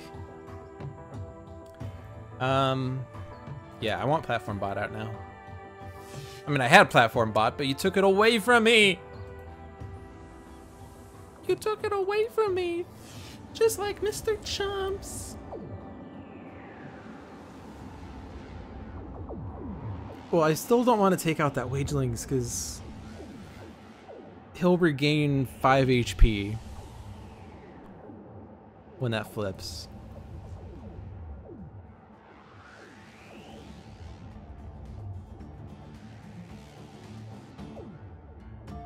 But I could get my links back in my hand if I go tiny. So Aggression Modulator, that could certainly go on the Giant Mutated Specimen. Cortex Hyperstimulator is not going to affect anything on Wager Master, but hey, let's put it in play, why not? And then put up to 2 links in play. I have 1, sure, put it in play, whatever, sure. Have it. And then let's move these back. Get an explosive reveal. Alright, let's focus on card draws. So Brutal Censure is card draw. Undaunted. And then Consecrated Ground. Still not End of Days. That's okay. Let's Vitality Surge. Did a Vitality Surge. So let's go ahead and Vitality Surge. And get a Punish the Weak. And a Mare. They all flip when he does, but I want to flip the New Deal first, so that he doesn't regain the HP back. Rift in Time. At the end of the environment turn, play the top card of the environment deck. At the start of the environment turn, destroy one environment card.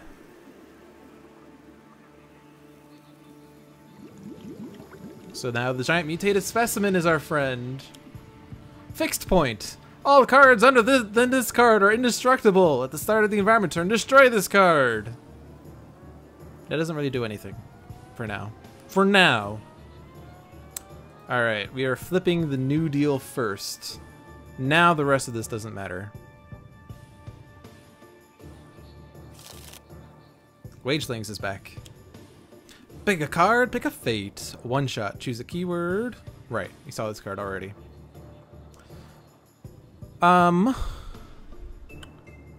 So have things changed? We saw 2 one-shots and we played another one. So there's fewer one-shots. There's 2, 3, 4.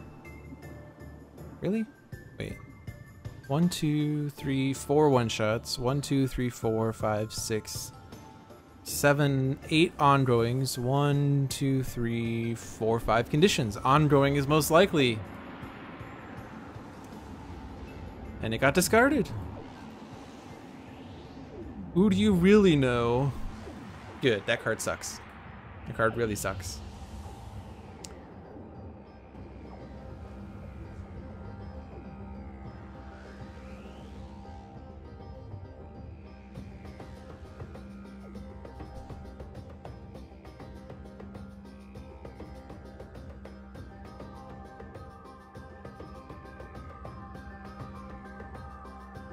What do you really know? Does, yeah, that makes sense. It terrifies me too. Like, it's so perverse because it's like, oh, if the villain deck is empty, we win, but you're gonna put a bunch of our cards in your deck anyway, so you'll never have an empty deck, right? Oh no, never mind. It's a different condition. That's not a condition. Okay, the condition I was thinking of, not that one. This one, not all he seems. But how do you get not all he seems, but not have who do you really know in play? It's impossible. Oh my gosh, Haka's first for once. Well, now we need to kind of like destroy Wagermaster before he flips the card that will ruin things. So let's just try to do as much damage to Wagermaster as possible.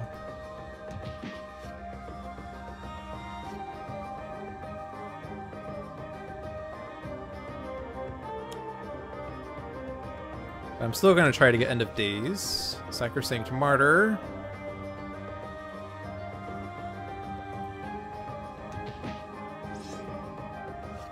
Aegis. Nope, not End of Days.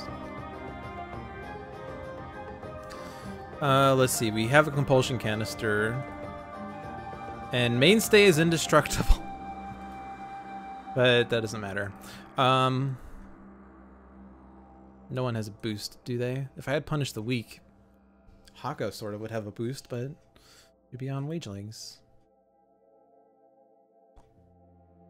Oh no, Giant Mutated Specimen has a boost to Wagermaster. Here, my friend! Actually, I'm going to play that with my power, but I'm going to Linking Incursion to get more links. Neutralizing Resonator. That discarded not all he seems. So we're not going to see that, apparently. And let's go ahead and put that on Wager Master. And then let's play a Compulsion Canister. On the giant mutated specimens. For extra damage on Wager Master. And a micro assembler on someone. Sure. Give it to Unity again. You find it weird watching me play Sentinels because you always play Hippocratic Oath first. I generally play Caligula's form first, just because like it makes it so much easier to keep Writhe alive and do damage to the villain unintentionally. Hippocratic Oath, like I don't really use the whenever Dr. Medico would deal damage effect that much, because instead of regaining HP, I would rather deal damage. I mean, it does allow for HP recovery at the end of the turn, but I just prefer to have like mainstay deal damage whenever I have a choice. Aura of Vision is one I use the least though, but it does, like, I played it first here because I wanted to try to get like End of Days faster and it didn't work. Yeah, preventing a lot of damage with Caligula's form. Speaking of Caligula's form, that would be even better, actually. Play this on Writhe, and not the giant mutated specimen. That's one extra point of damage to Wager Master. So I'm glad I remembered it.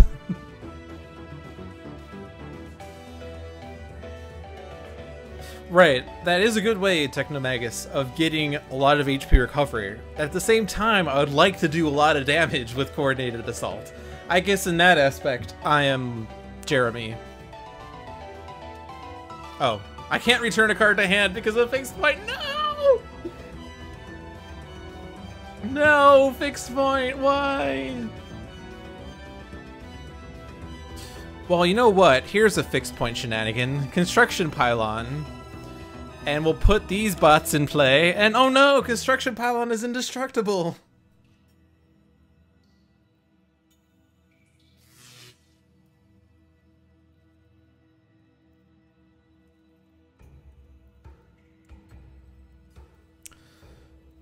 Okay.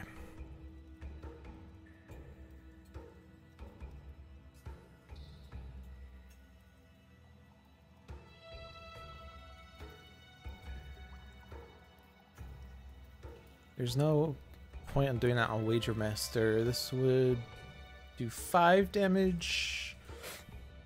This does 2 and 3, which is also 5. 3 and 3, which is 6.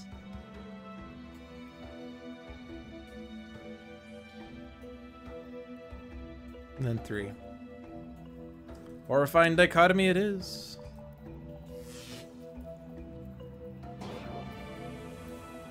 Mainstay's gonna fall.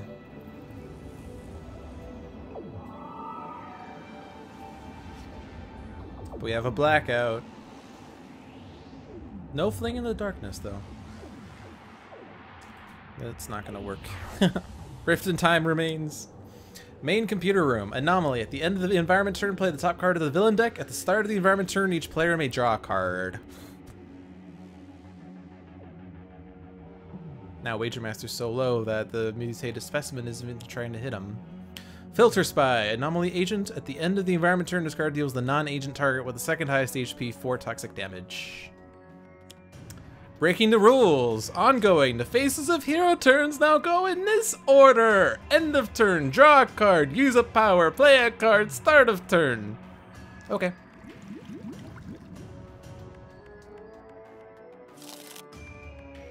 Unanswerable question. And does Fanatic not have anything in play? Jeez. Mare is destroyed. We'll destroy a Compulsion Canister. Construction Pylon is destroyed. Caligula's form is destroyed. And it's flipped face down again. What do you really know? Ongoing. At the end of the villain turn, shuffle the top card of each hero deck into the villain deck. If a hero card is on the top of the villain deck, move it to that hero's trash, and Wager Master deals that hero 4 psychic damage. This card is indestructible.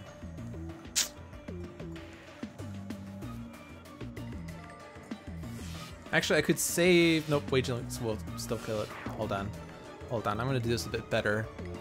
The first hit will be reduced by 1. So I don't want to use that up on someone who doesn't want it.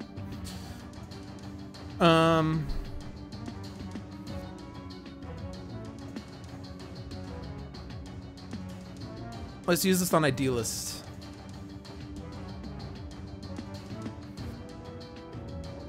And then we'll hit B-Bot. Because then we can hit Wager Master. Can't destroy... Oh, I could destroy Breaking the Rules. I can't destroy What Do You Really Know, but I can lose the main computer room.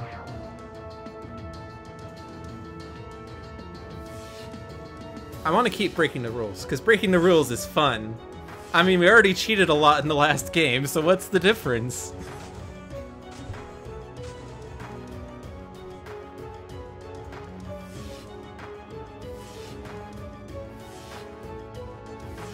Avenge me! What? You were guys all along? What? Guys was there all along, guys.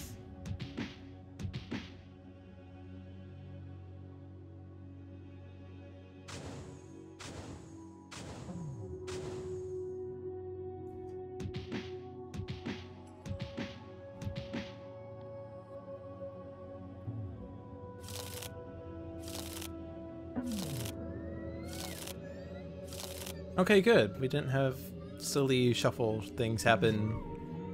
Alright, draw 2 cards. Vitality Surge, Haka of Restoration. Use a power. Haka has no damage dealers right now. How dare him. I guess I could play Vitality Surge to draw a card. We get Mare.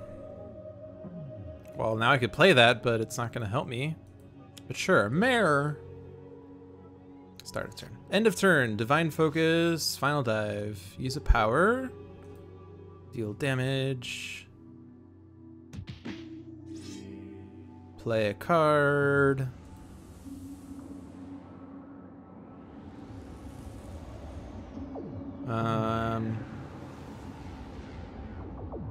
You're right. Haka would have been better off. Haka of Restoration would have been better.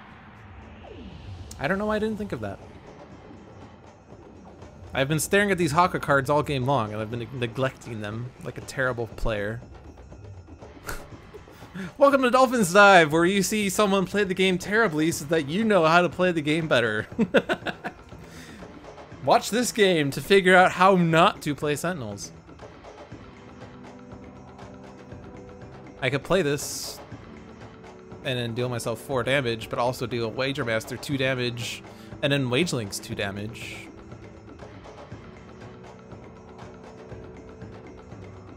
This does 2 damage.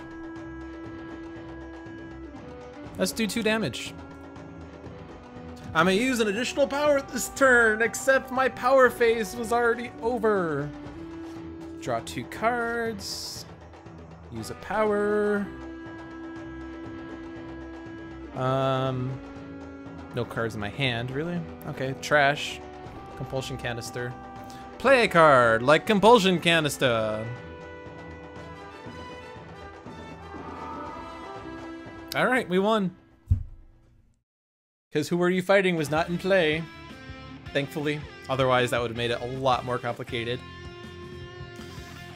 But that's it for tonight. It is 9 p.m. We've played 3 games, 1 terrible loss, and 2 fun victories. So that was a pretty good night, I have to say.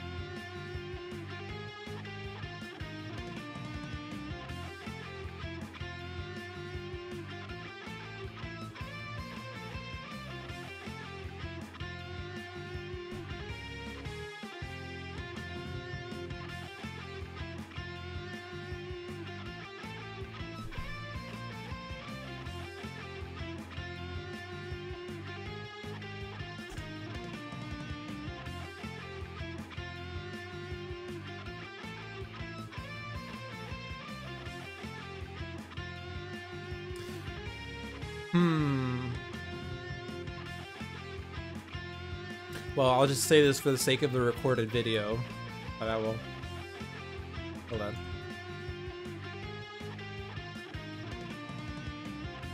Actually, I'll just type it out.